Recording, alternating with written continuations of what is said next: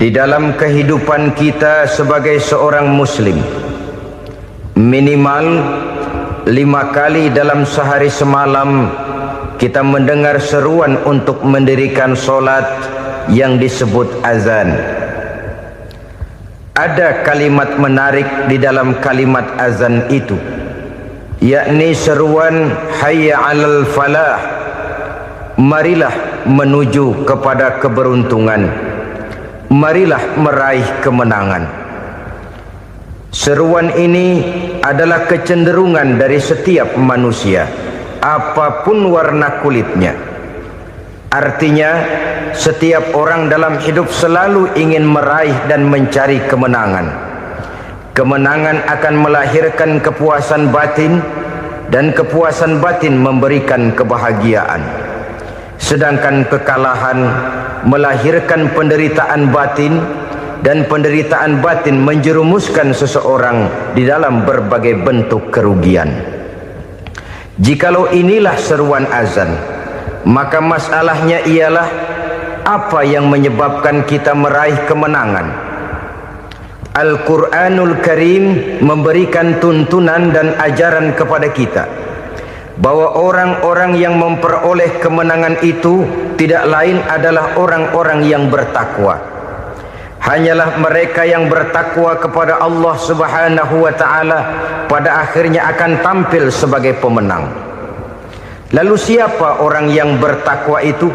Dijelaskan dalam awal-awal Al-Baqarah, orang yang bertakwa yang akan meraih kemenangan. Pertama, allazina yu'minuna bil ghaib, yaitu orang-orang yang beriman kepada yang gaib, percaya bahwa ada alam yang gaib, alam yang abstrak, alam yang tidak bisa dijangkau oleh salah satu daripada panca indera kita. Mereka percaya dan beriman kepada adanya malaikat, beriman kepada adanya iblis dan jin, beriman kepada adanya alam kubur, beriman kepada adanya alam mahsyar, beriman kepada adanya alam akhirat, beriman kepada adanya surga dan neraka. Beriman bukan cuma sekedar beriman dalam ucapan bibir saja, tetapi beriman yang nilai iman itu mampu mewarnai gerak dan gaya hidupnya. Iman yang meresap sampai ke tulang sumsum, kemudian memberikan dampak positif di dalam kehidupan manusia. Alam, kita tahu, adalah sesuatu yang selain Allah, dan Allah bukanlah alam. Apapun namanya selain daripada Allah, itu adalah alam. Alam pada hakikatnya terbagi menjadi dua. Ada alam syahadah, alam nyata, alam konkret, alam yang bisa dijangkau oleh salah satu indera kita. Kemudian ada alam ghaib, alam yang tidak bisa dijangkau oleh panca indera kita, alam metafisika, alam abstrak, alam yang wajib kita imani keberadaannya. Kita percaya bahwa malaikat itu ada, kita percaya kepada jin, bahwa jin itu ada, kita percaya kepada adanya iblis dan setan. Bukan percaya kepada iblis dan setannya, percaya bahwa iblis dan setan itu ada. Itu termasuk salah satu daripada sifat orang yang bertakwa kepada Allah. Saudara-saudara kaum muslimin rahimakumullah, kecenderungan pembangunan yang lebih bersifat materialistis biasanya menggeser aspek kehidupan rohani. Orang berpikir empiri, dan dalam pola pikir yang demikian maka alam gaib tidak lagi mendapat perhatian. Aspek kehidupan yang bersifat rohaniah malah mulai ditinggalkan. Akibatnya terjadilah kepincangan di dalam kehidupan kita. Pernah ada satu pengalaman pribadi dalam perjalanan kembali ke tanah air. Dalam pesawat di sebelah kanan saya duduklah seorang Jerman namanya Heiner Simonsen. Iseng saya ajak kenalan, saya ajak ngobrol, saya tanya dia. Saya bilang, Mas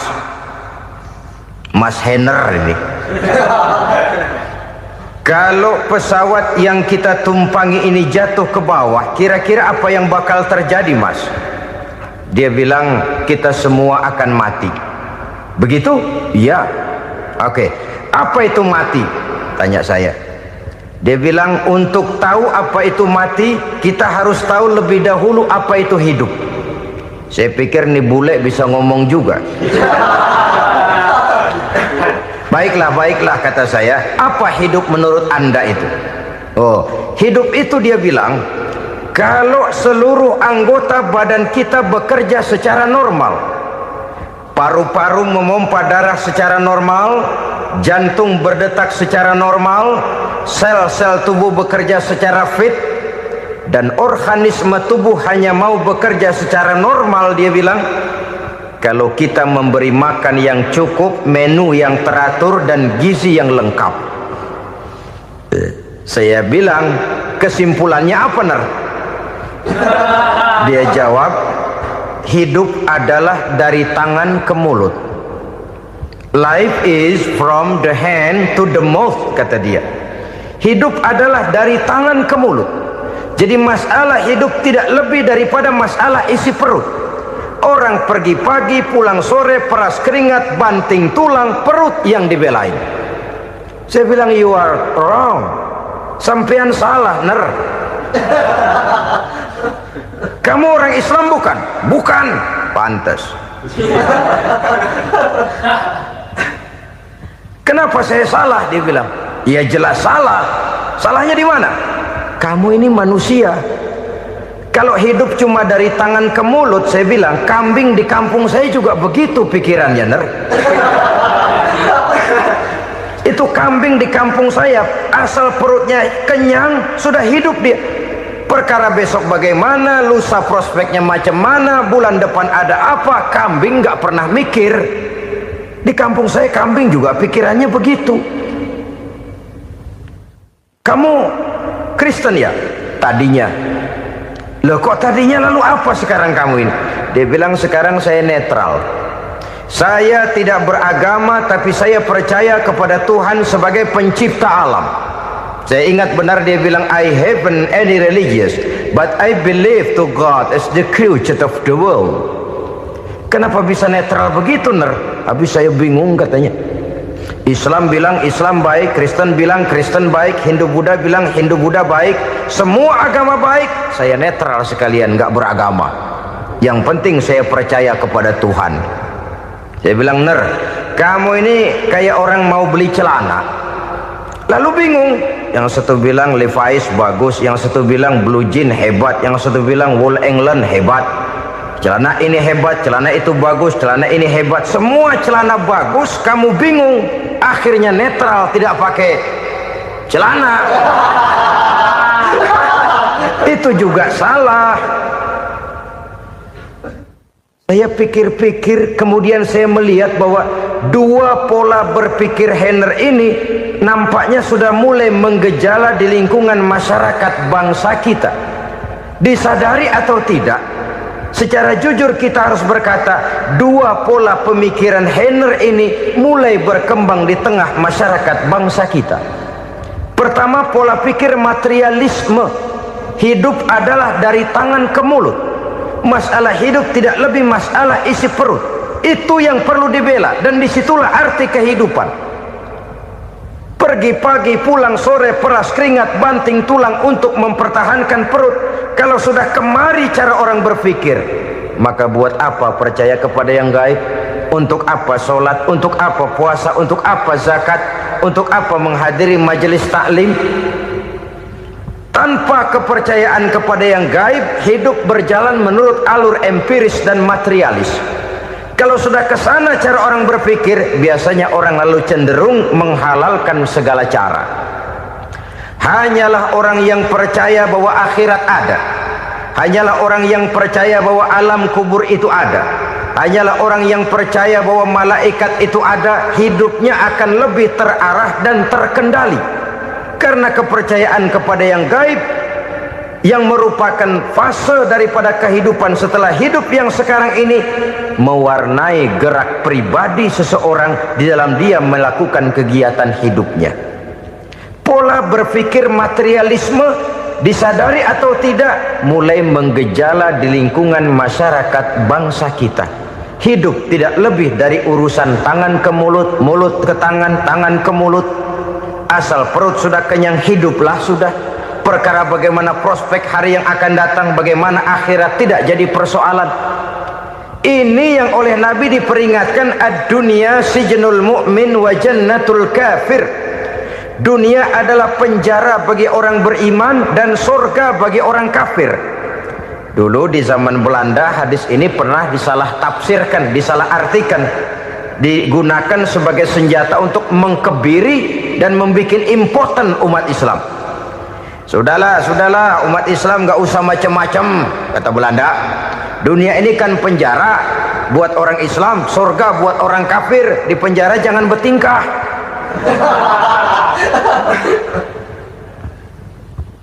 Pengertiannya tidak begitu. Dunia adalah penjara bagi orang mukmin. Artinya dalam kehidupan dunia seorang mukmin tidak bebas memperturutkan hawa nafsunya. Di penjara hawa nafsunya. Sebaliknya surga bagi orang-orang kafir. Buat orang kafir surgalah dunia ini. Mereka bebas memperturutkan hawa nafsunya, dilarang tidak terlarang, dicegah pun tidak tercegah. Mereka hidup menurut alur bisikan nafsu mereka sendiri. Kemudian bila ajal datang, maut merenggut nyawa, selesailah surganya sampai di situ. Maka bagi orang-orang yang tidak percaya kepada adanya akhirat, kepada adanya alam gaib, surganya sebatas umurnya. Sekali lagi, surganya sebatas umurnya. Bila umur selesai, ajal pun datang merenggut nyawa, selesailah sudah surganya sampai di situ. Alangkah pendeknya perjalanan orang-orang yang tidak percaya kepada alam gaib ini. Bagi kita mukmin, jikalau kita mampu memenjarakan hawa nafsu, kita bisa bahagia di dunia ini. Dan Islam memang tidak menyuruh kita sengsara di dunia. Raih dunia, kejar dunia, gapai dunia sebagai alat untuk mencapai kebahagiaan di akhirat nanti. Hidup adalah satu perjalanan panjang yang terbentang sejak kita terlahir dari alam rahim sampai kepada alam akhirat nanti. Andai kata kita gagal meraih kebahagiaan di dunia, toh kita masih punya akhirat. Tapi jangan jadi dalil yang melemahkan semangat. Biarin dah kita di dunia kebelangsak, yang penting akhirat. Akhirnya dunia benar-benar kebelangsak. Bagaimana dunia ini bisa kita raih, dan bagaimana meraih dunia untuk menunjang kepentingan akhirat nanti. Yang kedua, dari pikiran Heiner yang saya lihat menggejala di lingkungan masyarakat bangsa kita, timbulnya manusia-manusia netral. Seolah-olah Tuhan yes, agama no. Sama Tuhan percaya, agama ogah. Tuhan ngangguk, giliran agama godeng. Padahal hampir dalam setiap ayat dalam Quran, kata-kata amanu biasanya bergandeng dengan wa amilus sholihat, iman dan amal soleh. Ini sebagai isyarat Tuhan dan agama jangan pernah dipisah-pisah. Apabila kita bertuhan, maka kita harus beragama. Apabila kita beragama, maka agama itu harus bersumberkan dari Tuhan yang kita imani itu. Tidak mungkin kita pisah, Tuhan yes, agama no. Sama Tuhan percaya tapi agama bikin sendiri. Sembayangnya cukup bengong 2 jam madep ngulon.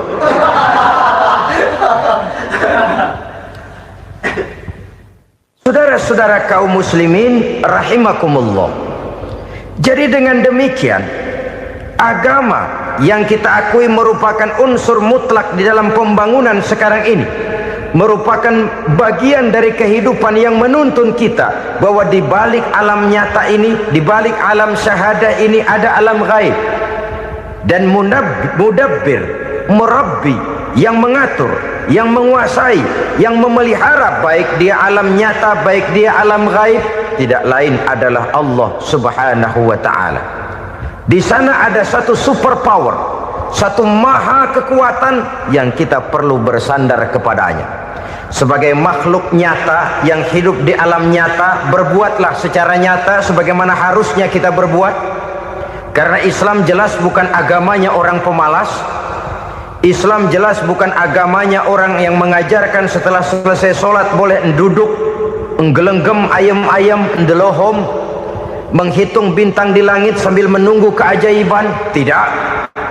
Islam adalah agama yang mengajarkan apabila sholat sudah selesai kamu kerjakan, bertebaranlah di permukaan bumi, cari karunia Tuhanmu. Jangan hidup berpangku tangan menunggu keajaiban, karena hidup bukan undian. Jangan berharap untung besar tanpa mau peras keringat. Tapi di sebalik itu toh kita juga harus yakin bahwa di sisi usaha nyata yang kita lakukan ada satu super power, satu maha kekuatan gaib yang menentukan berhasil dan tidaknya usaha kita. Kepercayaan kepada hal semacam inilah yang mendorong kita untuk mempunyai sandaran vertikal, agar jikalau usaha ini berhasil kita tidak lupa diri dan lupa daratan.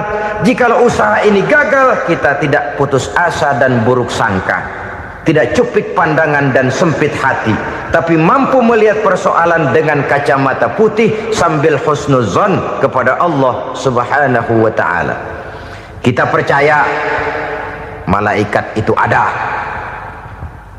yang namanya raqib dan atid, mengawasi gerak hidup kita sampai kepada gerak hati kita. Ini memberikan sugesti agar kita berhati-hati, tidak sejengkal tanah pun kita bisa berlindung dari pengawasan raqib dan atid. Ada munkar nakir yang akan menyoal kita di alam kubur. Ada malaikat Malik, penjaga neraka. Ada malaikat Ridwan yang menjaga surga. Kita percaya kepada adanya jin, kita percaya kepada adanya setan, iblis. Percaya kepada adanya, bukan mempercayai si setan, si iblis lalu menjadikannya sebagai teman. Tidak. Percaya bahwa mereka itu ada dan merupakan makhluk Allah yang gaib yang diciptakan Allah Azza wa Jalla. Kepercayaan kepada alam gaib memberikan motivasi terhadap gerak lahir manusia, sehingga dengan motivasi kepercayaan kepada yang gaib, gerak lahir jadi lebih terarah, jadi lebih terpelihara. Pernah seseorang bertanya, "Pak, apakah adanya akhirat bisa dibuktikan secara ilmiah?" Saya bilang tidak bisa, tidak bisa. Kenapa? Karena yang berangkat nggak pernah pulang kembali lagi. Kalau dia pulang kemari bisa kita tanya bagaimana enak di sono. Cuma secara moral saya katakan, lebih beruntung orang yang percaya kepada akhirat daripada yang tidak. Sekarang saudara percaya akhirat ada, lalu saudara baik-baik di dunia, sholat, puasa, zakat, menolong orang lain, menebarkan kebajikan. Saudara mati, andai kata akhirat tidak ada, toh dalam hidup saudara sudah berbuat baik, paling tidak nama saudara akan dikenang sebagai orang baik. Sebaliknya, saudara percaya, kata saya, bahwa akhirat tidak ada, lalu hidup semau-maunya, tenggelam dalam maksiat dan munkarat, menentang Allah, tidak mau ruku dan sujud, lalu saudara mati, kemudian akhirat ada, ayo mau apa? Bekal tidak punya. Jadi secara moral lebih beruntung orang yang percaya kepada adanya akhirat daripada yang tidak percaya. Dan itu alam gaib yang tidak bisa dibuktikan secara eksat. Jangankan untuk membuktikan seperti itu, dalam kehidupan sehari-hari saja yang kita rasakan tidak selalu berbentuk toh. Angin, bagaimana sih bentuknya angin? Kita tidak tahu. Merah, buktinya kalau dikerok merah. Yang merah itu kulit, yang kulit kita bukan anginnya. Sakit, rasa sakit itu ada, tapi bagaimana bentuk sakit kita nggak pernah tahu. Kalau kita makan cabai pedas, bagaimana bentuk pedas itu tidak ada, tapi rasa ada. Bentuk pedas hijau, cabenya bukan pedasnya. Tidak semua yang kita rasakan bisa kita gambarkan dalam bentuk yang konkret. Oleh karena itu, sekali lagi bahwa kepercayaan kepada alam yang gaib mampu memberikan satu sugesti yang menata kehidupan seseorang lebih lurus, lebih terarah, dan lebih terkendali. Maka wajar kalau kepercayaan kepada yang gaib mengantarkan seseorang untuk meraih kemenangan. Kenapa? Dia percaya kepada yang gaib, bahwa akhirat ada, bahwa alam kubur ada, bahwa pertanggungan jawab itu ada. Maka dia lalu tidak hidup saenae udele dewe, itu loh. Tidak hidup menurut seleranya sendiri, terarah, teratur. Ini cirinya yang pertama. Orang bertakwa yang akan meraih kemenangan, mereka beriman, mereka percaya kepada yang gaib. Bahkan hal-hal konkret saja selalu berangkat dari yang gaib. Saudara-saudara, para remaja, para pemuda sekarang ini tidak pernah tahu toh siapa yang akan jadi teman hidup saudara. Kita bisa saja ngerancang, mentargetkan, tapi toh akhirnya yang namanya jodoh bukan kekuasaan kita. Rezeki di luar kemampuan kita. Begitu juga ajal. Maut, jodoh, ajal adalah contoh-contoh konkret bahwa pada akhirnya yang gaiblah yang menentukan. Bertahun-tahun ngelancong, emang jodoh seret, nggak jadi.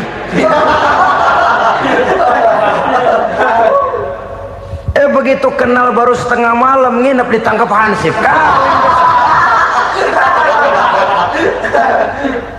Hal-hal semacam itu kadang-kadang kita berpikir suuzon, gilet, perempuannya cakep banget, lakinya rebek amat. Memang begitulah jodohnya. Memang begitulah jodohnya. Saudara hadirin ma'asyiral muslimin yang saya hormati, jadi hal-hal yang konkret saja kita yakini sepenuhnya ditentukan oleh satu superpower yang gaib itu tadi. Dari sanalah segala ketentuan itu berangkat dan kesanalah segalanya akan kembali. Maka kepercayaan kepada yang gaib meluruskan gerak hidup seseorang dan itu akan mengantarkan dia kepada meraih kemenangan. Satu. Yang kedua, wa yuqimuna shalah. Orang bertakwa yang akan meraih kemenangan itu adalah orang-orang yang mendirikan sholat. Kenapa sholat mengantarkan orang untuk meraih kemenangan? Yang jelas, inna sholata tanha anil fahsya'i wal munkar. Sholat mampu mencegah manusia dari perbuatan keji dan munkar. Banyak filsafat hidup yang terkandung di dalam sholat ini. Sejak kita wudhu sampai kita menghadap ke arah kiblat, sampai kita melakukan gerak-gerak sholat, bacaan-bacaan yang ada di dalam sholat, lalu sampai kepada mengucapkan salam.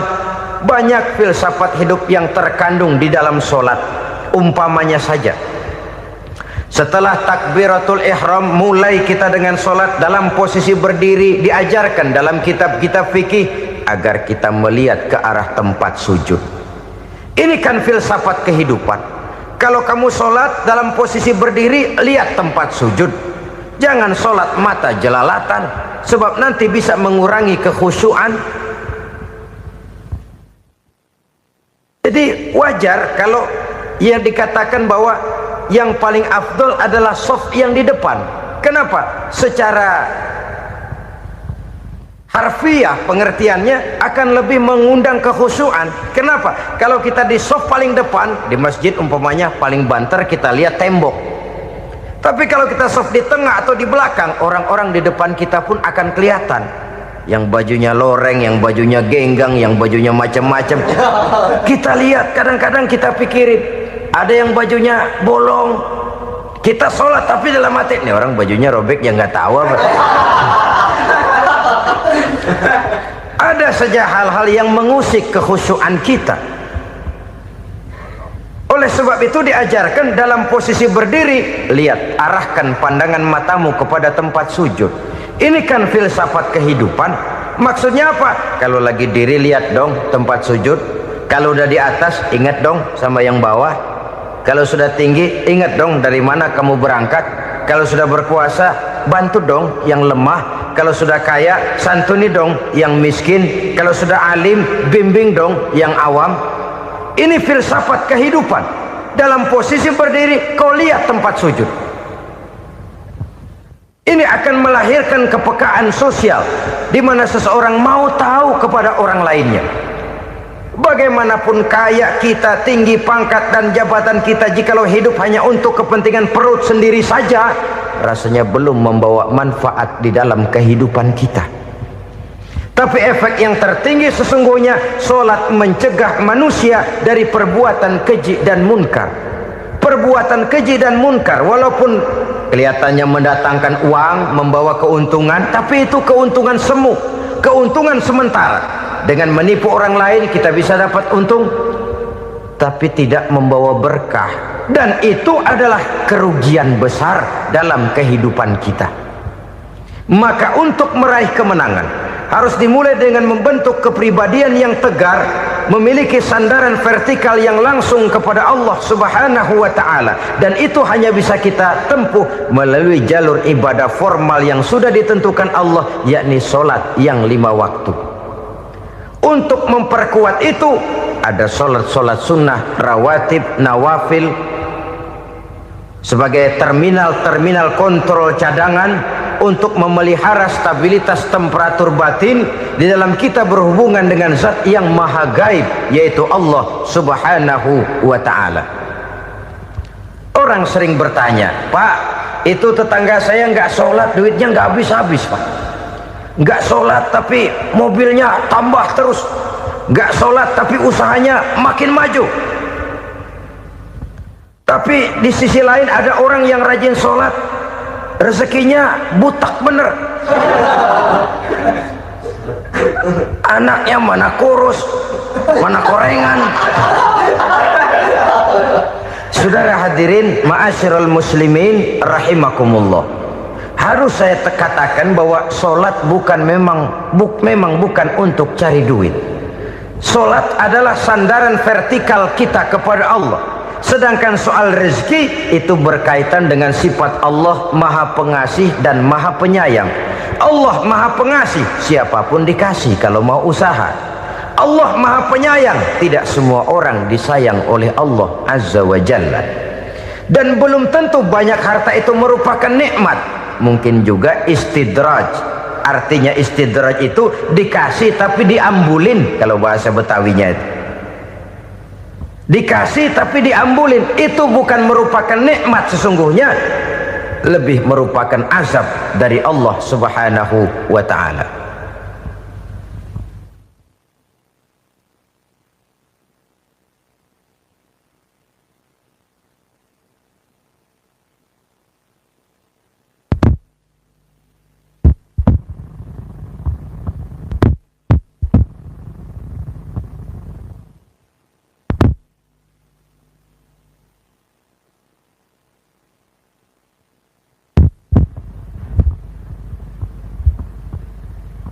Agama mempunyai sistem solat, dan kita umat Islam telah dituntun oleh Allah Subhanahu wa ta'ala yang wajibnya 5 kali dalam sehari semalam mendirikan solat, dan itu tentu berada dalam jangkauan kemampuan manusia.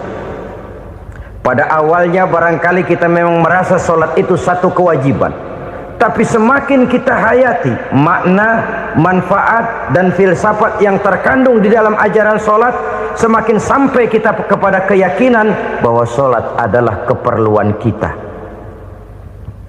Sehingga pada waktu tertentu dinilai puncaknya, kita tidak lagi akan berkata saya wajib solat, tapi kita akan berkata saya perlu solat.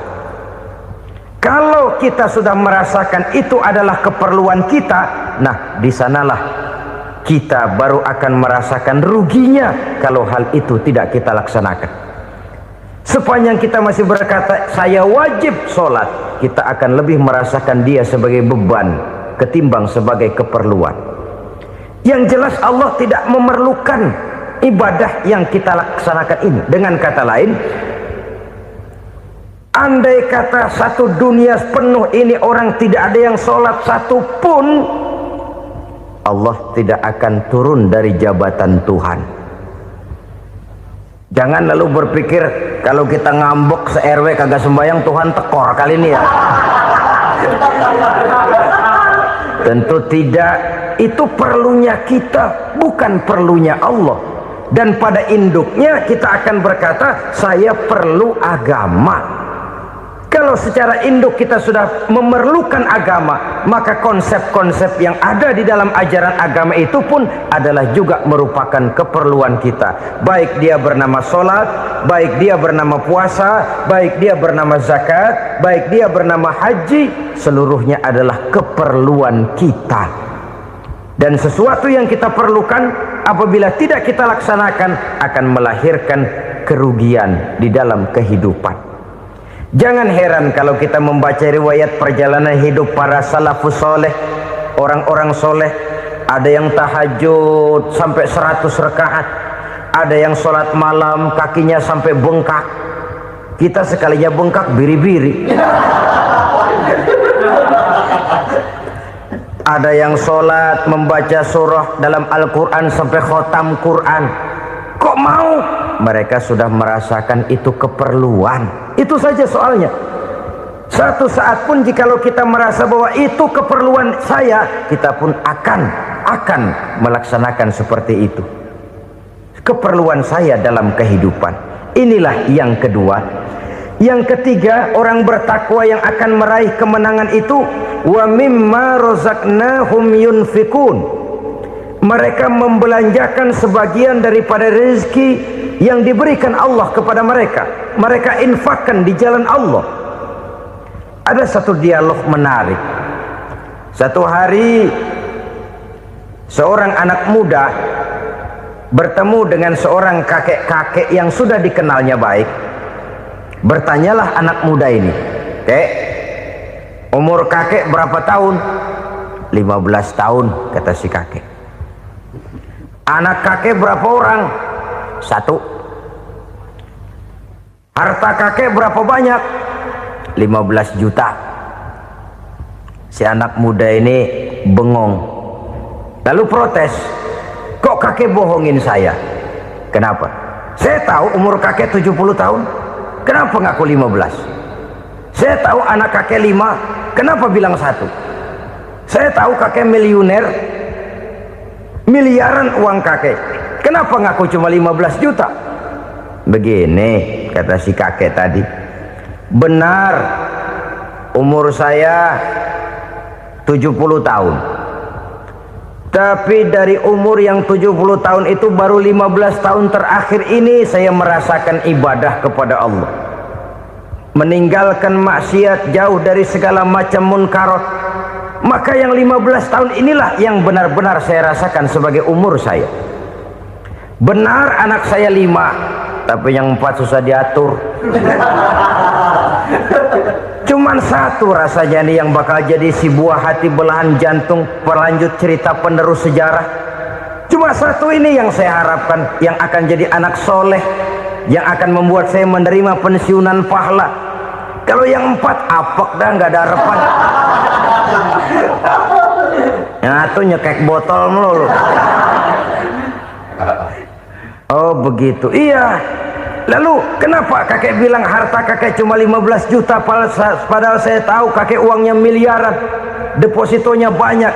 Ya karena 15 juta itulah yang saya ingat yang pernah saya belanjakan di jalan Allah. Saya merasa itulah harta saya yang sebenarnya. Yang miliaran yang saya simpan di bank kelak, kalau satu saat saya mati, akan jadi rebutan di antara anak-anak saya. Iya kalau anak saya soleh kayak yang 1 ini. Kalau yang 4 tadi udah tulen dia bakal berantem dah berebut tuh.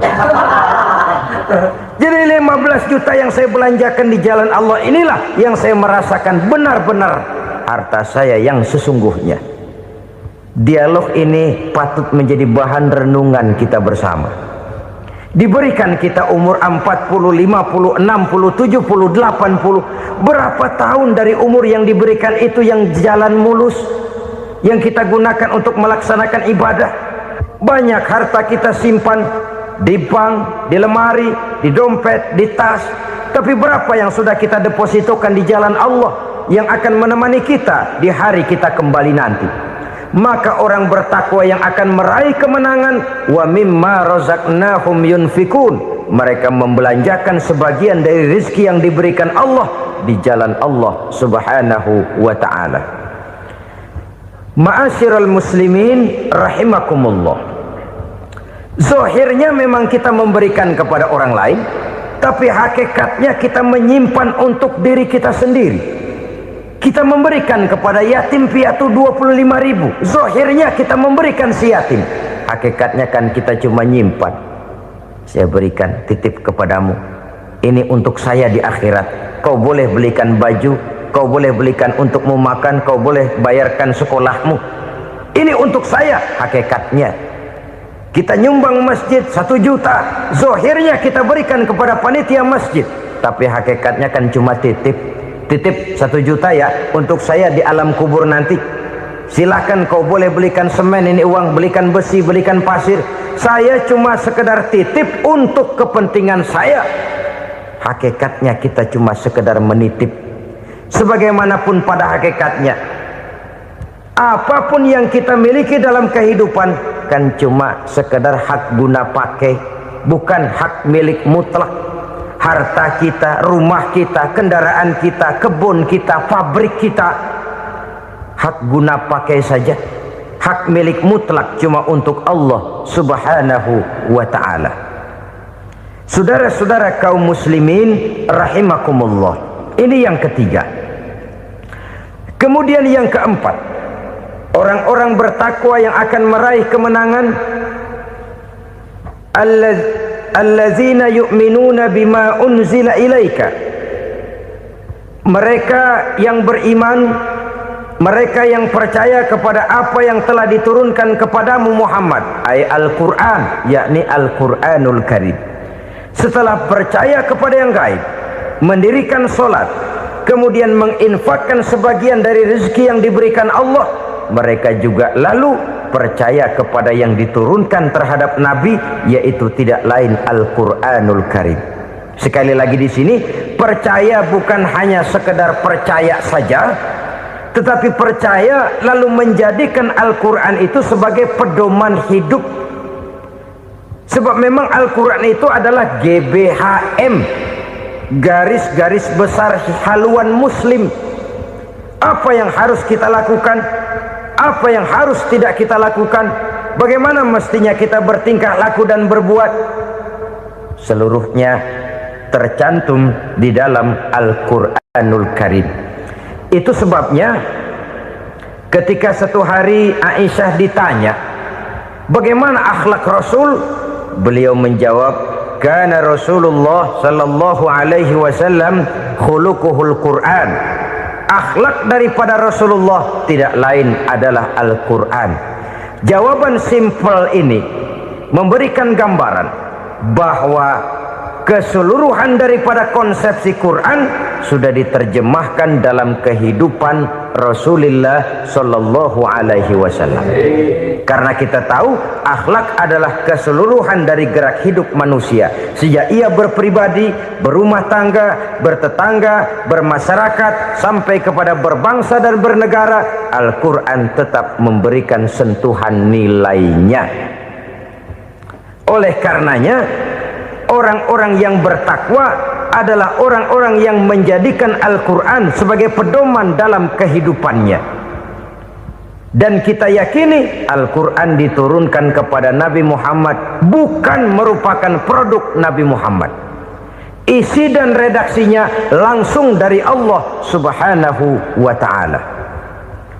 Kemudian cirinya yang kelima, orang bertakwa yang akan meraih kemenangan itu, wa ma unzila min qablika, tidak hanya sekedar percaya kepada yang diturunkan terhadap Nabi Muhammad yaitu Al-Quran, mereka juga percaya kepada apa yang pernah diturunkan kepada para nabi, kepada para rasul sebelum Nabi Muhammad.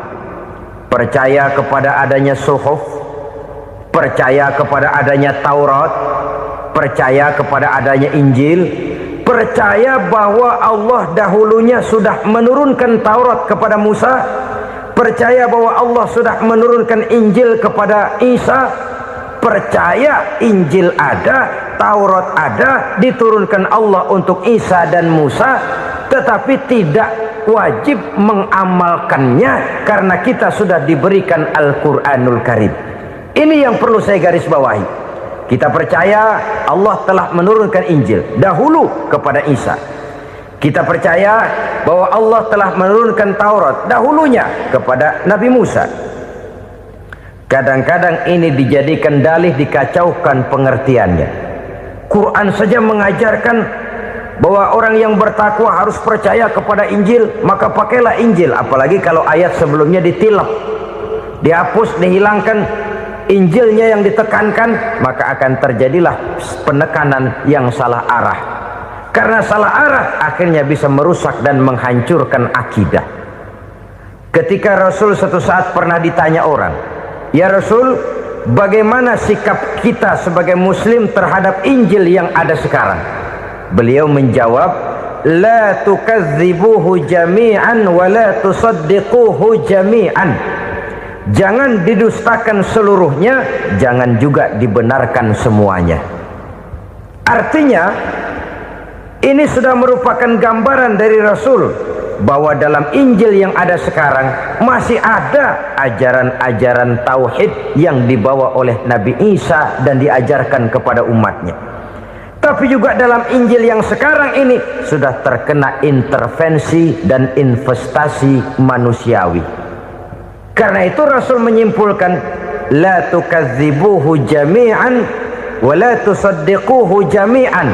Jangan didustakan semua, jangan dibenarkan seluruhnya.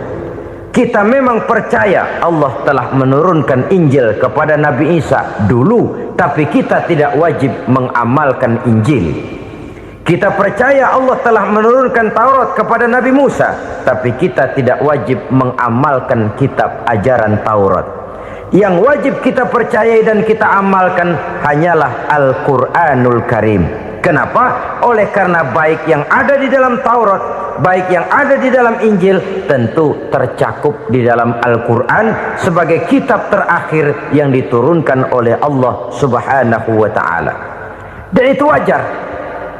Kalau seorang pejabat mau mengeluarkan satu keputusan baru, tentu dia harus meninjau keputusan-keputusan lama. Andai kata dianggap tidak berlaku, dianggap tidak relevan lagi, maka keputusan-keputusan lama itu tentu sudah dianggap tidak berlaku.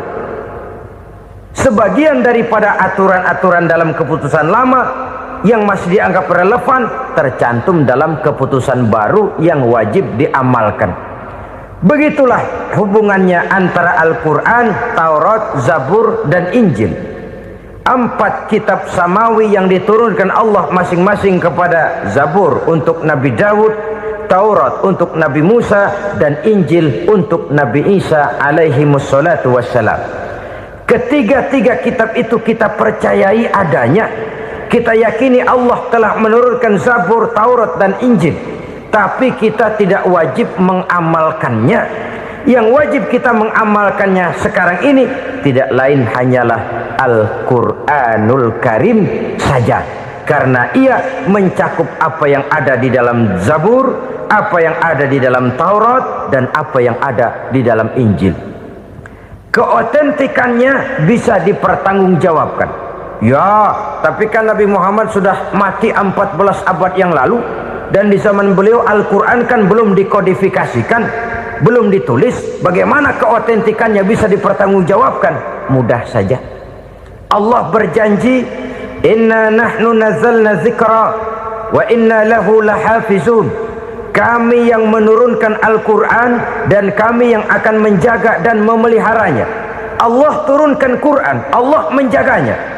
Bagaimana cara Allah menjaga Al-Quran itu? Banyaknya orang-orang yang hafaz Al-Quran. Hafaz Al-Quran 30 juz, 114 surah, 6.666 ayat. Sehingga jangankan satu kata, jangankan satu ayat, satu kalimat saja berubah sudah akan timbul reaksi dan mudah dimengerti. Kenapa? banyak orang-orang yang hafaz Al-Quran. Sedangkan pada setiap akhir tahun biasanya malaikat Jibril selalu mengadakan checking terhadap ayat-ayat yang diturunkan pada waktu itu.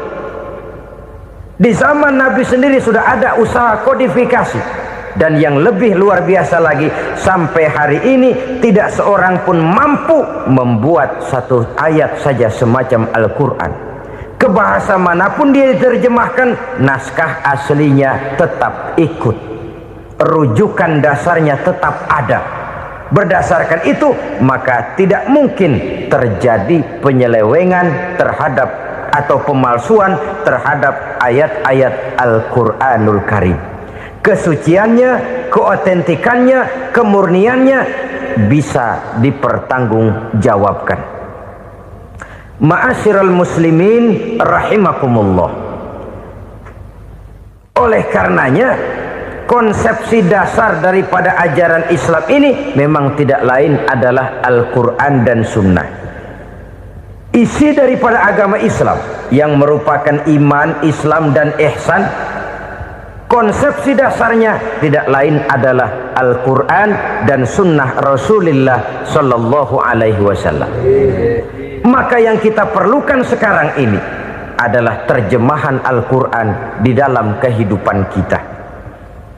Dengan demikian, maka gaya kehidupan yang lebih Qurani itulah yang kita dambakan. Kita perlu memang terjemahan Quran dalam bahasa Inggris, dalam bahasa Belanda, dalam bahasa Jepang, tapi yang lebih kita perlukan adalah terjemahan Quran di dalam kehidupan kita. Konsekuen, tidak memanipulasi, ringan sama kita jinjing, berat sama kita pikul. Jangan kalau lempengan ayat Quran tuh kira-kira enak diamalin, keras teriakan kita. Giliran kira-kira ayat Quran itu mukul kepala kita sendiri, diam kita. Itu ciri yang pernah disindir Allah dalam awal-awal Baqarah juga. Ciri beragamanya orang yang munafik. Kullama adha'a lahum masyawfih, kata Allah. Wa iza azlama alaihim qamu. Apabila terang mereka jalan, apabila gelap mereka berhenti. Artinya, kalau kira-kira di Islam nguntungin, rame-rame pada teriak Islam. Tapi ketika diminta untuk berjuang, ketika dituntut untuk berkorban, rame-rame mengundurkan diri. Nasib agama tidak ubahnya seperti daun pisang yang dikait orang di tepi jalan lantaran tak berpayung di ketika hari hujan. Manakala hujan usailah sudah, daun itu pun dicampakkan di tepi jalan, diinjak pula orang nan lalu. Artinya, orang menjadikan agama cuma sebagai lipstick, decoration only, tidak konsekuen. Hanya pada saat-saat kelihatannya Islam membawa keuntungan, rame-rame orang teriak-teriak tentang Islam. Tapi jikalau diminta berjuang, jikalau dituntut untuk berkorban, biasanya rame-rame juga mengundurkan diri. Jangan heran kalau mayoritas hitungan kita, tapi minoritas peranan kita. Kuantitas kita dalam jumlah, tapi dalam kualitas kita lebih sering jadi penonton daripada jadi pemain. Padahal itu sangat tidak boleh terjadi. Umat Islam di Indonesia harus bangkit. Umat Islam di Indonesia harus sadar akan keberadaannya. Tidak boleh hanya jadi penonton berpangku tangan, karena memang agama kita juga mengajarkan untuk konsekuen di dalam menjabarkan ajaran-ajaran daripada agama kita. Kita sering jatuh menjadi umat yang lemah oleh karena kita ini tidak pandai menggalang kebersamaan yang diakibatkan tidak konsekuennya kita. Diistilahkan bahwa umat Islam di dalam menggalang kebersamaannya itu harus seperti orang main sepak bola. Saudara-saudara kan tahu orang main sepak bola itu. Orang main sepak bola, kalau pertandingan belum dimulai sih silakan saja kumpul di luar lapangan, atur strategi yang baik. Tapi kalau pertandingan sudah dimulai, turun ke lapangan hijau, jangan kumpul terus. Ada sepak bola gotong royong, mundur-mundur rame-rame, depan ke depan kumpul melulu mainnya. Kalah. Orang main sepak bola itu ya harus ada penyerang tengah, harus ada penjaga gawang, harus ada strikernya, harus ada kiri luarnya, kanan dalamnya yang jadi backnya. Posisi boleh bermacam-macam, tapi yang penting saling ngoper untuk menggolkan gawang lawan. Begitulah umat Islam ini. Boleh ada yang jadi pejabat, boleh ada yang jadi pengusaha, boleh ada yang jadi petani, silakan ada yang jadi seniman, ada yang jadi penyair, ada yang jadi artis sekalipun. Tapi kalau sudah berhasil menguasai bola, jangan lupa operannya. Operan itu yang langka. Kita ini muslim kadang-kadang kalau sudah memegang menguasai bola, kalau belum mau mampus, belum mau ngoper. Nanti kalau sudah nggak punya bola, baru mau ngoper.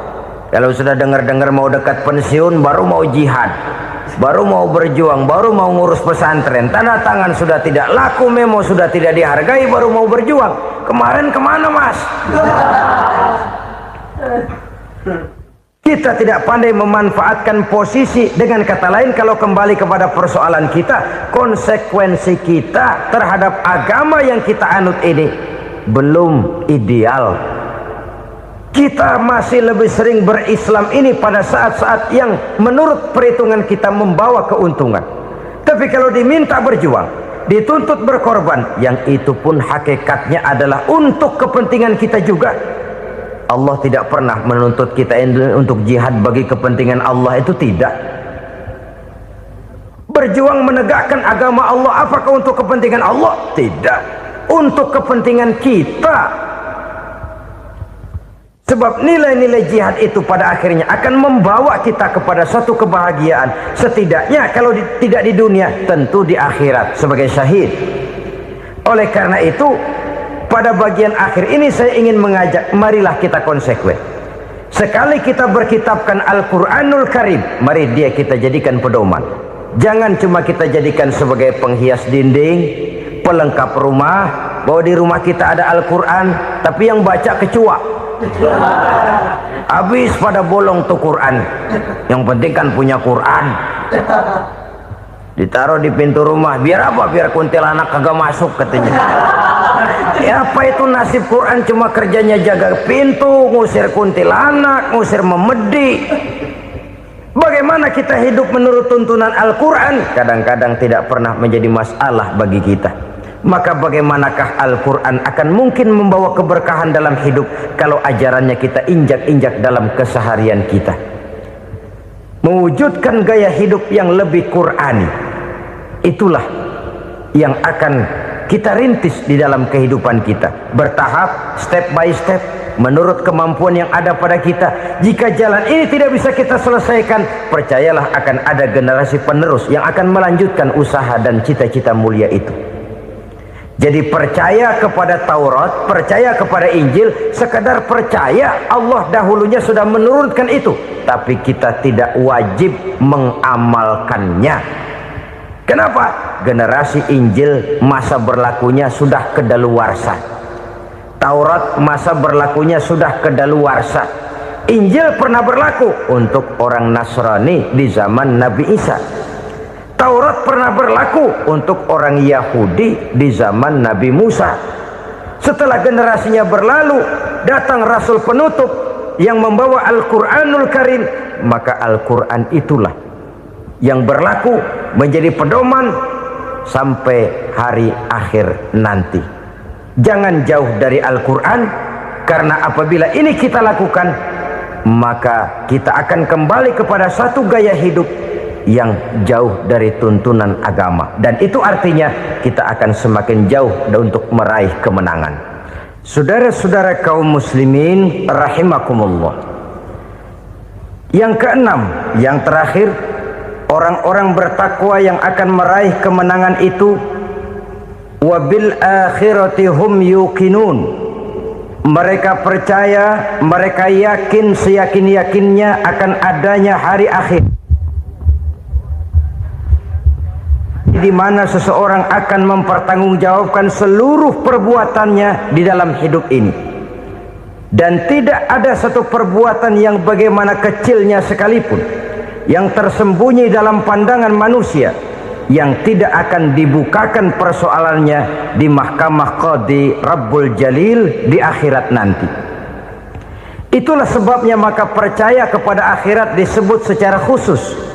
Padahal di awal tadi sudah dijelaskan yu'minuna bil ghaib, percaya kepada alam gaib, dan alam gaib ini termasuk akhirat.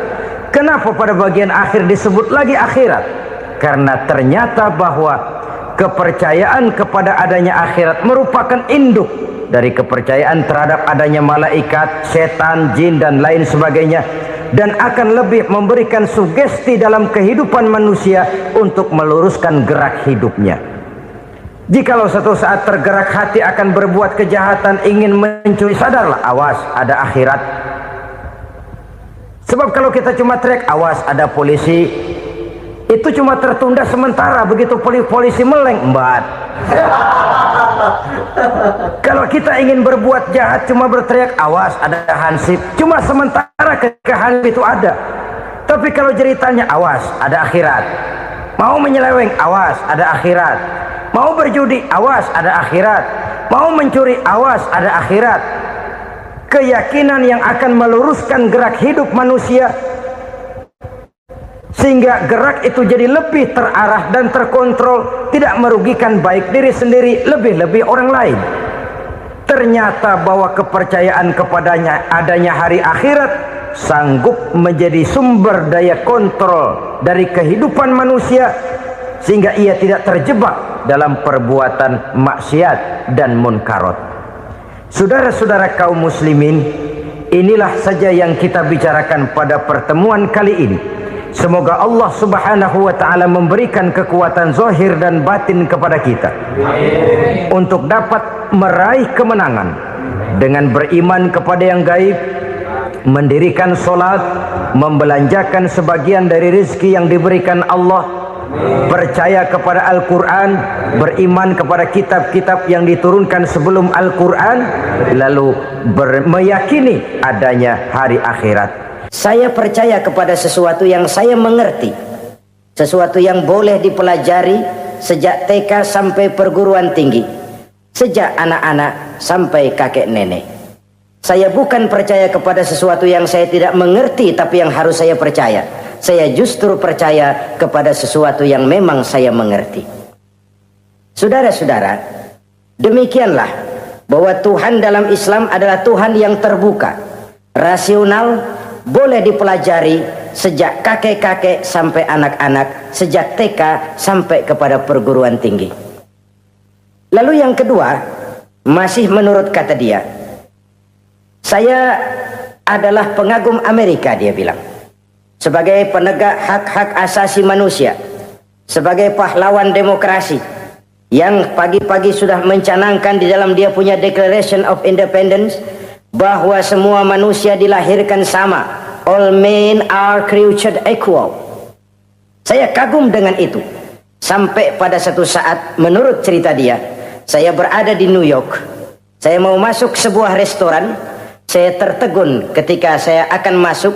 Di pintu restoran itu tertulis white only, white only, hanya melayani kulit putih.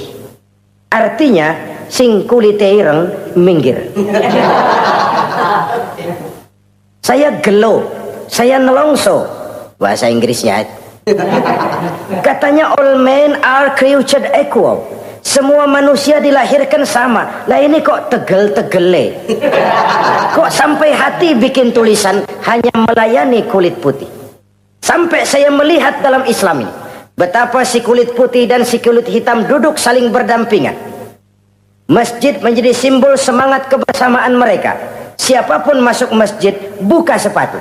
Di sana mereka menghadap ke arah yang sama, menyembah Allah Tuhan yang sama, mengikuti cara Rasul yang sama, melakukan gerak yang sama, membaca bacaan yang sama, dengan bahasa yang sama. Persaudaraan seperti inilah yang lama saya dambakan. Ini kenapa saya memilih Islam. Saudara-saudara kaum muslimin, saya ingin menggunakan cerita ini sebagai pengantar bahwa salah satu misi Islam memang membebaskan manusia dari ras diskriminasi. Nabi menyatakan, innallaha la yanzuru ila suwarikum wa amwalikum, walakin yanzuru ila qulubikum wa a'malikum. Sungguh Allah tidak melihat tampangmu, Allah tidak melihat potonganmu, Allah juga tidak melihat hartamu. Yang Allah lihat adalah hati dan amal perbuatanmu. Islam membebaskan manusia dari ras diskriminasi. Dari manapun orang datang, apapun warna kulitnya, dari suku apapun ia dilahirkan, akidah mengikatnya dalam satu persaudaraan yang mesra, persaudaraan Islam. Nilai manusia dengan demikian bergantung kepada ketakwaannya. Takwa, seperti kita tahu, adalah bahasa Quran yang sudah menjadi bahasa kita. Sedemikian sering kalimat ini dipakai, sampai-sampai ia mengalami pergeseran dari arti yang sebenarnya. Takwa, sejauh yang kita baca dari peninggalan para ulama kita, mempunyai konotasi imtithalul awamir wajtinabun nawahi. Melaksanakan seluruh yang diperintah Allah dan meninggalkan semua yang dilarangnya. Apa perbedaan prinsipnya? Kalau melaksanakan perintah itu sesuai dengan kemampuan, tapi menjauhi larangan itu mutlak. Enak kalau ada ayat jauhilah larangan Allah semampu kamu, enak. Yang semampu kita itu melaksanakan perintah, tapi kalau sudah meninggalkan larangan mutlak, jauhi, tinggalkan. Disitulah nilai ketakwaan seseorang. Ini kan enggak, karena takwa digunakan oleh semua orang, akhirnya artinya bergeser. Semua ngomong takwa. Pejabat kalau dilantik bertakwa, bertakwa, bertakwa, sampai membleh bertakwa. Setelah pelantikan mata takwa ngalor dia ngidul. Harus dikembalikan kepada pengertian asalnya. Takwa itu adalah komitmen seseorang kepada perintah Allah dan komitmen meninggalkan yang dilarangnya sesuai dengan kemampuan. Di situ nilai manusia dalam pandangan Allah. Yang tadi Nabi katakan, Allah nggak lihat potongan kita, Allah nggak lihat harta kita. Yang Allah lihat adalah hati dan amal perbuatan, dan itulah takwa itu. Maha benar Allah dengan firman-Nya yang menyatakan, inna akramakum indallahi atqakum. Yang paling mulia di antara kamu dalam pandangan Allah adalah orang yang paling bertakwa kepadanya. Sering sekali sekarang ini kalimat agama digunakan untuk maksud yang tidak sama dengan maksud agama. Ya contoh kalimat takwa ini. Atau misalnya kita baca iklan, telah berpulang ke rahmatullah dengan tenang. Kalau dengan tenangnya sih boleh dah, mana ada orang mati kelojotan. Tenang. Tapi ke rahmatullah. Rahmatullah itu kan artinya kasih sayang Allah. Kasih sayang Allah itu kan surga. Kalau bajingan mati, enggak ke rahmatullah pulangnya. Kalau mau jujur mestinya telah pulang ke neraka. Kalau mau jujur, kalau mau pakai bahasa netral sopan, telah berpulang. Begitu sajalah. Pulang kemana? Ya sesuai dengan amalan dia. Tapi kita kadang salah kaprah menggunakan kalimat rahmatullah untuk yang tidak baik. Termasuk di dalamnya penggunaan kalimat takwa ini. Padahal disinilah nilai manusia dalam pandangan Allah. Kalau manusia dinilai dari potongannya, oh bintang film nomor 1 masuk surga. Kalau manusia dinilai dari hartanya, konglomerat nomor 1, kita mau belakangan, buncit banget gitu. Allah maha benar. Yang paling mulia di antara kamu dalam pandangan Allah, yang paling bertakwa kepadanya. Nah, apa sih sifat-sifat orang takwa itu? Ini yang akan kita bicarakan pada pertemuan kali ini. Berangkat dari surah Al-Baqarah ayat 3 sampai dengan ayat 5, kita akan melihat 5 tanda orang-orang takwa itu. Apa dia? Pertama, allazina yu'minuna bil ghaib. Orang yang bertakwa adalah orang yang beriman kepada hal-hal yang gaib. Kita tahu bahwa yang ada ini kan cuma 2 saja pada hakikatnya. Pertama Allah, dan yang kedua alam. Allah adalah apa yang selain alam. Yang selain alam itu ya Allah namanya. Allah itu bukan alam, dan alam bukannya Allah. Allah disebut Khalik, alam disebut makhluk. Kemudian alam ini kan ada 2 macam. Ada alam nyata, ada alam gaib. Ada alam syahadah, ada alam gaib. Alam nyata kita sebut dengan alam fisika, dan alam gaib kita namakan dengan alam metafisika. Termasuk dalam alam gaib ini kita wajib beriman. Akhirat, alam gaib, kita percaya akhirat itu ada. Alam kubur, alam gaib, kita yakini keberadaannya. Malaikat, alam gaib. Jin, alam gaib. Setan, genderuwo, memedi, kuntilanak, tuyul. Kita percaya kepada iblis, percaya bahwa iblis itu ada. Kita percaya kepada malaikat, percaya bahwa malaikat itu ada. Dan kepercayaan ini sudah nature. Kalau kita lihat dalam dunia animisme, orang dahulu menyembah pohon sebenarnya kan karena dia percaya bahwa pohon punya kekuatan. Kekuatan itu yang disembah untuk mengharap manfaatnya atau terhindar dari bahaya yang bisa ditimbulkannya. Orang menyembah api karena percaya di balik api itu ada kekuatan. Orang menyembah lautan begitu, orang menyembah gunung begitu. Nah, Islam mengarahkan ini kepada hal-hal yang lebih konkret. Percaya kepada alam gaib. Bahwa di balik alam nyata ini ada alam yang tidak nyata. Apakah itu namanya akhirat, alam barzah, malaikat, jin, itu semua termasuk di dalam alam yang gaib. Orang yang bertakwa, alladzina yu'minuna bil ghaib. Dia percaya kepada yang gaib-gaib itu. Percaya tentang adanya. Bukan percaya kepada iblis lalu ngikutin si iblis, bukan. Kita percaya yang namanya iblis itu ada. Setan itu ada, jin itu ada, malaikat itu ada, alam kubur itu ada. Sebagai makhluk yang diciptakan oleh Allah dan Allah sebagai khalik. Baik alam syahadat, baik alam gaib, penciptanya tetap Allah Subhanahu wa ta'ala. Allah menciptakan siang, Allah ciptakan malam, Allah ciptakan yang baik, Allah ciptakan yang tidak baik. Apa perlunya? Ada manfaatnya untuk keseimbangan dalam alam ini. Manusia kan diberikan kebebasan bahwa segala sesuatu sudah ditentukan Allah memang, tapi kan tidak diberitahukan ke kita. Alam naj'al lahu 'ainaini wa lisana wa syafatain. Bukankah kami berikan kamu dua mata, dua telinga, lidah? Bukankah kami berikan kamu kemampuan untuk berpikir? Kami berikan tunjukkan dua jalan yang baik, yang tidak baik. Kira-kira, manusia, ini jalan kebaikan, akhirnya akan sampai ke surga. Ini jalan kejahatan, akhirnya akan sampai ke neraka. Silakan kamu memilih. Agar kamu tidak salah pilih, kami berikan otak. Kami turunkan Rasul, kami turunkan wahyu, kami turunkan agama. Kalau sudah semikian komplitnya, masih salah pilih juga, emang dasar rezeki bonyok.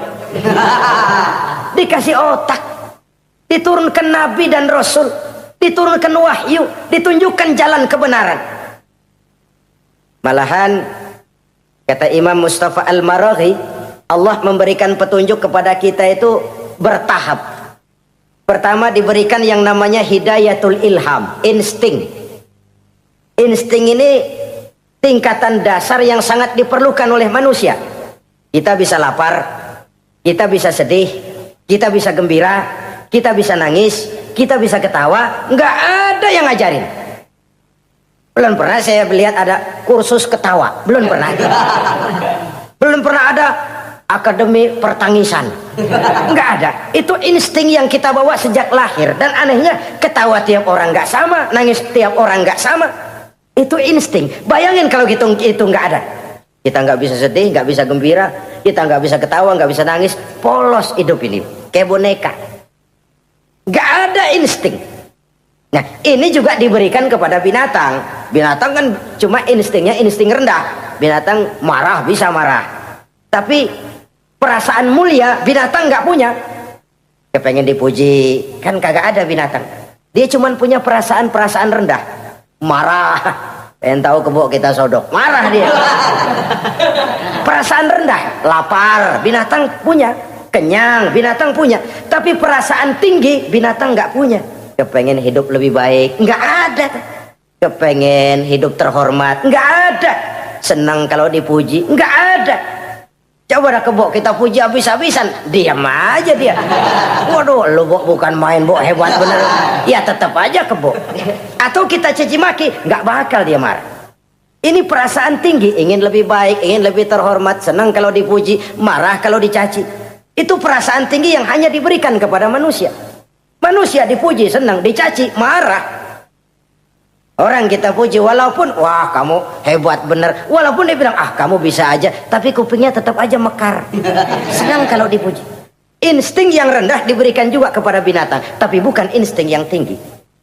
Ini petunjuk pertama. Dengan itu kita punya perasaan dasar untuk mengagumi, untuk sedih, untuk gembira dan sebagainya. Setelah insting kita diberikan panca indera yang kerjanya juga nggak sama. Penciuman dengan pendengaran dengan penglihatan kan nggak sama. Yang enak buat kuping belum tentu enak buat hidung. Orang buang angin kalau ditinjau dari segi bunyi enak buat kuping, tapi hidung kan kelabakan. Kerjanya nggak sama. Panca indera ini penting sebagai kesiapan untuk melayani insting. Persiapan melayani insting. Cukupkah? Tidak. Binatang juga diberikan panca indera. Bahkan kadang-kadang panca indera binatang lebih tajam daripada panca indera manusia. Nah, lalu diberikan yang ketiga, ini yang membedakan manusia dari binatang. Apa? Hidayah berupa akal, pikiran. Dengan ini coba kita lihat. Manusia bikin rumah, burung bikin rumah. Tapi bandingkan, rumah burung dari tahun atu, ya gitu-gitu aja. Tapi rumah manusia, Masya Allah, modelnya macam-macam. Ada yang kita dari jauh nggak ngerti, ini celengan apa rumah orang ini, bundar begini. Binatang bikin rumah, manusia bikin rumah. Binatang bikin rumah dengan insting, manusia bikin rumah dengan otak. Hasilnya berbeda. Manusia tidak punya sayap, tapi dengan otaknya dia bisa terbang lebih tinggi dari burung. Manusia tidak bernapas dengan insang, tapi dengan otaknya dia bisa nyelam lebih dalam daripada ikan. Ini kelebihan manusia dari binatang, diberikan otak. Belum cukup rupanya otak, karena otak ini penemuannya relatif. Apa yang dianggap hari ini benar, besok udah nggak benar. Apa yang hari ini otaknya bilang baik, besok dia bilang jelek. Apa yang hari ini otaknya bilang katakan jelek, besok dia bilang baik. Yang relatif tidak bisa dijadikan pegangan. Maka Allah lalu memberikan yang keempat, Hidayatuddin namanya, petunjuk berupa agama. Diberikan insting, diberikan panca indera, diberikan otak, lalu diberikan agama. Turun para rasul yang 25 itu yang merupakan mata rantai yang berkaitan, tidak terpisah. Misi samawi, semuanya sama bersumber dari Allah yang satu itu. Setelah agama datang, masih ada yang lebih penting. Apa? Hidayah yang disebut taufik. Persesuaian kehendak antara kita dengan Allah. Kalau taufik tidak datang, kalau taufik tidak dapat, Kan'an saja anak Nabi Nuh kufur. Anak Nabi tidak dapat taufik namanya itu. Agama turun, bapaknya Nabi. Bapaknya Nabi. Azar, ayahnya Nabi Allah Ibrahim, tidak mendapat taufik. Lalu Abu Jahal, Abu Lahab, pamannya Nabi, tidak mendapat taufik. Lalu istrinya Nabi Lut tidak mendapat taufik. Bayangkan ini, anak Nabi, paman Nabi, bapak Nabi, istri Nabi. Taufik inilah yang hak prerogatif Allah. Insting semua dikasih, panca indera semua dikasih, otak semua dikasih, agama kepada semua diturunkan. Tapi taufik ini hak prerogatif Allah. Lah kita ini bersyukur, ponakan Nabi aja bukan dapat taufik. Tidak sekedar mendengar Islam, mendengar agama, tapi mengikuti agama itu sendiri. Inilah institusi-institusi yang diberikan Allah kepada kita. Jadi kalau sudah begini lengkap, manusia, nih aku kasih, tempuh jalan ini, masih salah juga, dasar sableng. Pantas kalau Allah mengadili, pantas kalau Allah memberikan sanksi. Kenapa? Rasul udah turun, otak dikasih, panca indera dikasih, peringatan dikasih, masih salah juga. Pantas dong kalau diadili. Kecuali kalau Allah nggak nurunin apa-apa, hidup dah selagu-lagu lu sono, mau guling mau gupak terserah deh. Kalau begitu lalu ada pengadilan, nggak adil. Ini institusinya lengkap kok. Pantas kalau Allah mengadakan pengadilan di akhirat.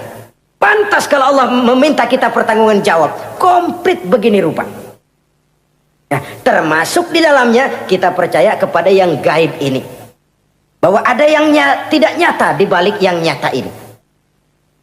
Ada yang kita percaya kebaikannya. Ada yang kita percaya sekedar percaya saja. Kayak setan, iblis, kita percaya adanya. Tapi kan nggak wajib ngikutin. Termasuk mempelajari ilmu-ilmunya setan, ilmu-ilmunya iblis. Tenung, santet, nujum-nujuman, ramal-ramalan. Itu kan ilmu-ilmunya setan, ilmu-ilmunya iblis. Belajar saja pun jangan. Belajar saja pun nggak boleh, apalagi sampai mengamalkannya. Karena tatkala kita belajar, apalagi mengamalkan, kita sudah bersekutu dengan setan dan iblis. Nauzubillah summa nauzubillah. Ini yang pertama. Jadi orang yang bertakwa itu sifatnya yang pertama, dia percaya kepada yang gaib. Di balik yang nyata ada yang tidak nyata. Lah, saudara-saudara, jangankan yang alam seperti ini ya, alam kubur, alam akhirat. Masih di alam nyata ini saja ada sesuatu yang hanya kita bisa rasakan tapi nggak bisa kita lihat, nggak bisa kita pegang. Contohnya angin. Ada tuh, kita rasain tapi kan nggak bisa kita pegang. Bentuknya bagaimana kita nggak tahu. Wah, merah pak, kenapa? Buktinya dikerok. Itu mah merah kerokan, bukan warna angin merah. Sesuatu yang ada tapi hanya bisa kita rasakan. Pedas, makan cabai pedas. Pedas itu ada, tapi kan abstrak. Mana sih pedasnya? Nggak bisa kita pegang, nggak bisa kita lihat, tapi kita rasain. Oh, itu yang hijau mah cabai, mang. Pedasnya mana pedasnya? Sesuatu yang cuma ada rasa, tanpa bentuk, tanpa bisa kita jamah. Ini satu langkah untuk mengantar kita memahami yang gaib, yang masih dalam alam nyata saja. Ada sesuatu yang kita cuma merasakan adanya, tapi kita nggak bisa lihat, kita nggak bisa pegang. Makanya ada orang tanya, Pak, itu kalau orang mati dibacain Fatihah di sono apa pahalanya nyampe tuh? Saya jawab, kalau ente nggak percaya mati dulu dah. Mati dulu, bacain Fatihah, tungguin di sono. Kalau nggak nyampe balik lagi kemari. Long bagaimana hal-hal yang kayak begitu? Wong sholat saja kita nggak tahu sholat kita diterima atau tidak oleh Allah. Kita puasa, kita hanya melaksanakan. Allah mau terima apa tidak kita nggak tahu. Itu yang nyata-nyata, apalagi sudah berkaitan dengan hal-hal yang gaib. Ini sifat yang pertama, orang yang bertakwa, alladzina yu'minuna bil ghaib, dia percaya kepada yang gaib. Alam kubur itu ada, alam akhirat ada, malaikat ada, jin ada, surga ada, neraka ada, dan lain sebagainya. Satu.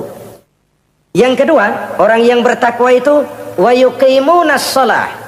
Setelah percaya kepada yang gaib, mereka juga mendirikan sholat. Nah, mari kita lihat ayatnya. Selalu yang berkaitan dengan sholat itu kalimatnya yuqimunas shalah, mendirikan sholat, bukan mengerjakan. Gak ada ayat i'malis sholah, if'alis sholah, kerjakan sholat, gak ada.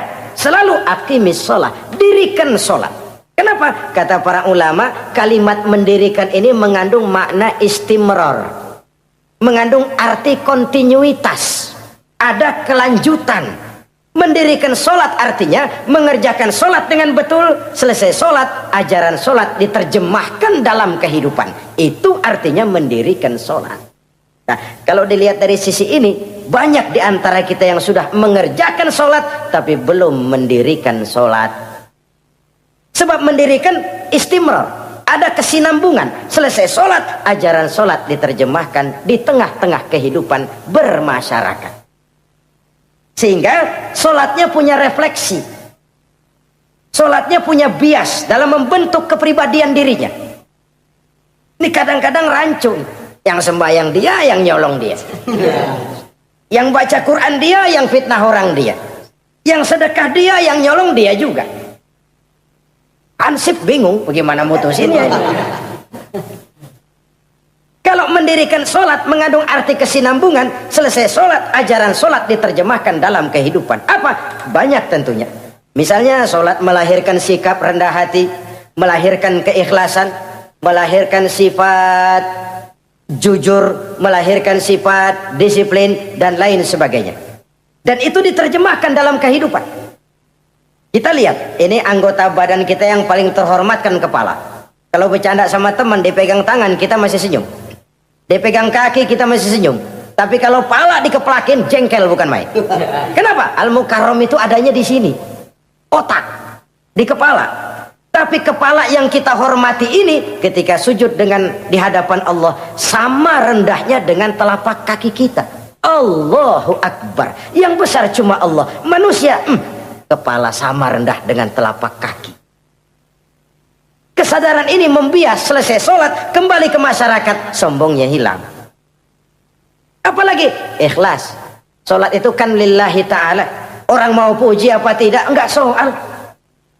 Orang mau bilang ini, mau bilang itu, soal lain. Yang penting ini saya kerjakan lillahi ta'ala, karena Allah saja, bukan karena yang lain.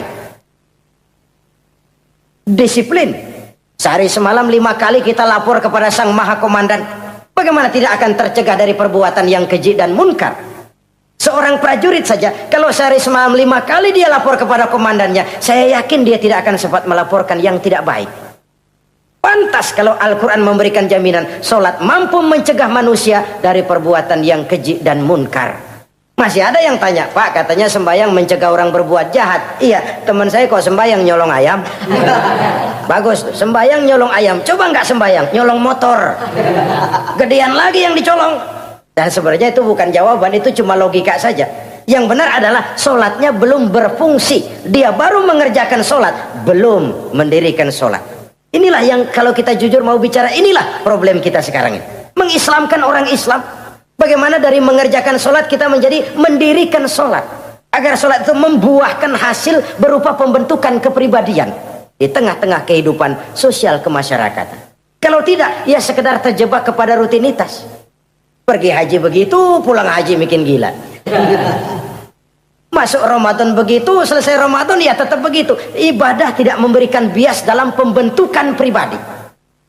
Itulah sebabnya digunakan kalimat yuqimunas sholat, mendirikan sholat, yang mengandung arti berkesinambungan. Selesai sholat, jiwa dan semangat, ajaran dan filsafat sholat diterjemahkannya dalam kehidupan sehari-hari. Saudara-saudara kaum muslimin rahimakumullah. Sifat yang ketiga dari orang takwa adalah wa mimma razaqnahum yunfiqun. Mereka menginfakkan sebagian dari rizki yang diberikan Allah kepada mereka. Rizki menurut definisi yang diberikan para ulama kita, ar-rizqu bimakna al-ata hissiyan kana aw ma'nawiyan. Rizki adalah pemberian, baik yang abstrak maupun yang konkret. Selama ini kita sering mengartikan rizki hanya dalam bentuk uang, sehingga rizki kita dibatasi oleh pengertian kita sendiri. Padahal tidak cuma uang, ilmu adalah rizki, jabatan dan kedudukan adalah rizki, otoritas dan wibawa juga rizki, anak, istri, suami juga rizki. Ketika ayat ini mengatakan wa mimma razaqnahum yunfiqun, mereka menginfakkan sebagian dari rizki, yang dimaksud di sini adalah rizki yang konkret dalam bentuk materi, uang, benda dan lain sebagainya. Orang yang bertakwa sadar benar, dari Allah rizki datang, ke jalan Allah rizki dibelanjakan. Semakin kita rajin membelanjakan rizki di jalan Allah, biasanya akan semakin mengalir rezeki dari Allah. Semakin bakhil kita, kadang-kadang rezeki juga malas deketin kita. Yang keempat, orang yang bertakwa itu alladzina yu'minuna bima unzila ilaika wa ma unzila min qablik. Mereka beriman, mereka percaya kepada apa yang diturunkan terhadap Muhammad, yaitu Al-Quran, wa ma unzila min qablika, dan apa yang telah diturunkan sebelum kamu, yaitu Taurat, Zabur dan Injil. Orang yang takwa percaya bahwa Allah dahulu telah menurunkan Taurat kepada Musa, Allah telah menurunkan Zabur kepada Nabi Daud, Allah telah menurunkan Injil kepada Nabi Isa. Percaya sekadar percaya, tidak wajib mengamalkan ajarannya. Kita percaya Taurat itu kitabnya Allah, Injil dahulu yang diturunkan kepada Nabi Isa kitab Allah, Zabur kitab Allah. Percaya sekadar percaya, bukan percaya kemudian mengamalkan, bukan. Karena dengan turunnya Al-Quran, maka seluruh kitab-kitab terdahulu sudah tercakup di dalam Al-Quran. Orang yang bertakwa percaya kepada apa yang diturunkan terhadap Nabi Muhammad. Apa itu? Al-Quranul Karim. Bagaimana kepercayaan kita kepada Al-Quran? Bahwa dia kitab suci yang isi dan redaksinya langsung dari Allah, yang kita membacanya beribadah, mengerti atau tidak mengerti artinya. Akan lebih baik setelah bisa membaca, mengerti, kemudian mengamalkannya dalam kehidupan kita. Saudara-saudara, kalau kita adakan konteks ini di mana-mana, modernisasi, globalisasi, kemajuan sering membawa pergeseran nilai. Dulu, ini zaman dulu ya, Waktu listrik belum masuk desa, kita rasakan betul. Kalau masuk kampung berasa banyak orang Islam. Padahal rumah pakai lampu templok, lampu tempel, paling banter, patroma. Tapi kita masuk kampung berasa kok banyak orang Islam. Kenapa? Suara Al-Quran kedengaran dari rumah-rumah. Kenapa? Ada anak-anak muda lagi latihan baca barzanji. Kenapa? Ada patayat, santri-santri wanita lagi baca solawatan. Kenapa? Nenek-nenek lagi ngapalin sifat 20 sembari nyisik. Wujud artinya ada, maka mustahil Allah. Zaman dulu terjadilah modernisasi, listrik masuk desa. Apa yang kita lihat? Rumah pada terang. Terus televisi main gede-gedean. Lalu radio kaset main kenceng-kencengan. Tergeserlah suara Al-Quran, apalagi solawatan, apalagi barzanjian. Apa tidak boleh? Ya boleh saja. Apa tidak bagus? Ya bagus saja. Tapi kalau harus menggeser, apalagi menggusur nilai-nilai positif, itu yang kita prihatin. Kan Nabi mengingatkan, la tattabi'anna sunnana man kana qablakum shibran bi shibrin wa zira'an bi zira'in. Kamu akan ikuti tingkah laku orang-orang sebelum kamu. Cuma ikut-ikutannya nggak berasa. Sejengkal, lalu sehasta, lalu semeter, lalu 3 meter. Begitu enak kamu ikut-ikutan budaya orang lain, sampai yang kamu ikuti masuk lubang biawak, kamu akan masuk juga ke dalamnya. Inilah kehidupan kita, inilah kehidupan anak-anak kita. Jujur mereka lebih kenal Valentine Day daripada Muharram. Anak-anak kita, anak-anak muslim, kalau kita menghitung Muharram sampai Zulhijjah nggak hafal. Kalau Januari sampai Desember, anak-anak kita bangun tidur hafal. Muharram sampai Zulhijjah, jangan anaknya, bapaknya keder. Kita hanyut oleh budaya-budaya yang, ya bukan saya katakan bukan tidak baik, tapi kalau harus menggeser, apalagi menggusur yang ada kaitannya dengan nilai agama, ini kan ironi. Ikut-ikutan kita sejengkal, semeter, sampai yang diikutin masuk lubang biawak, udah kadang asik ikut, ya ikut juga nyemplung ke dalamnya. Orang sering katakan mula-mula dari nama dulu nih yang kagak begitu kelihatan pengaruhnya. Mula-mula malu pakai nama yang berbau Quran, malu pakai nama yang berbau Islam. Dari nama nanti dia pindah ke pakaian, dari pakaian dia pindah ke pergaulan. Kalau sudah pindah ke pergaulan, dikhawatirkan pindah agama pun nggak terasa. Wah, semua agama sama, semua agama bagus. Lalu bagaimana? Bagaimana musimnya aja. Ironi, menyedihkan, memilukan, bahkan memalukan. Yang tidak boleh kan fanatik kepada guru, yang tidak boleh kan fanatik kepada suku. Kalau kepada agama fanatik itu wajib, dalam arti bukan sempit, berpegang teguh kepada agama. Satu sikap yang wajar, bahwa penganut suatu agama menganggap cuma agamanya yang benar. Itu sikap setiap penganut agama. Orang Kristen begitu, orang Hindu begitu, orang Buddha begitu. Kenapa kalau orang Islam begitu lalu dianggap ekstrim? Sebagai Muslim saya yakin cuma Islam yang benar.